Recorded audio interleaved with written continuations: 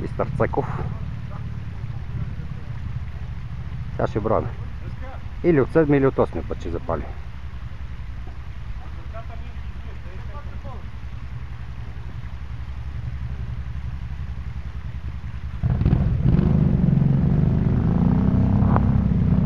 Да.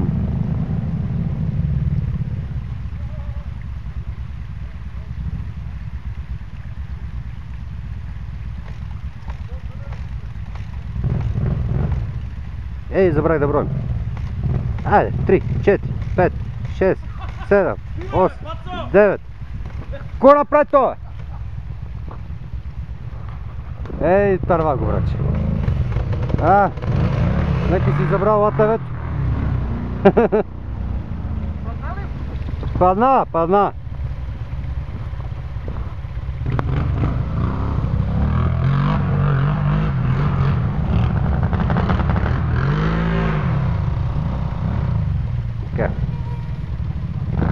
Мистер Ценко. Да. Ако си мислите това, правилно си мислите. Първи братовчеди са с Цеко Сифония. По женска линия. Май са били баджанаци.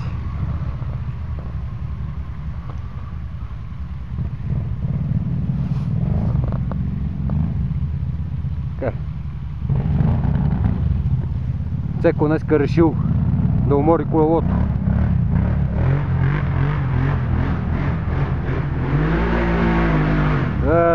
Те пернишки кюнци, враче. Така. Айде, Цеко. Дай, баце.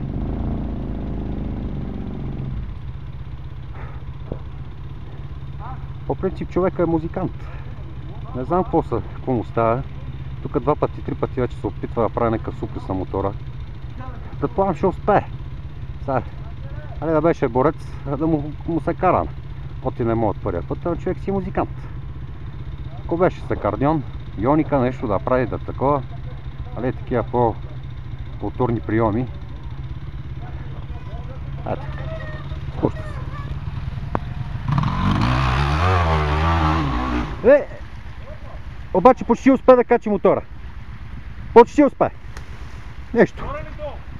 От 6 или от 7 път ще успее. Сигурен си. Така. Има късмет, че там брего падна. Водата го отнесе. Иначе беше така с брег. Знаеш, кой ще го качи. Опа, мотора само си слиза. Възпитан, културен. Те това е, бате. Те това е най-културното колело. Само си иде, само да го повикаш. Като коня на Зоро е. Свирнеш му 2 пъти иде. Още 2-3 опита и ще покая тренажа. Помагачите. Паркирали са техниката. Не знам какво правят тук, като стана вече време за оран и закопан. Че стърват първия разход да го посеят. То запали, бе. Му трябва да вземем запал още на цигара. Отрови се. Кое? Сега. Пускането. Да. Кога ни тормозиш и ти обрат, хубаво ли ти беше? Да те питам. Хубаво ти беше. Мая трябваше сега да доведа Джантов и Келематора да ти гледат на тебе сира.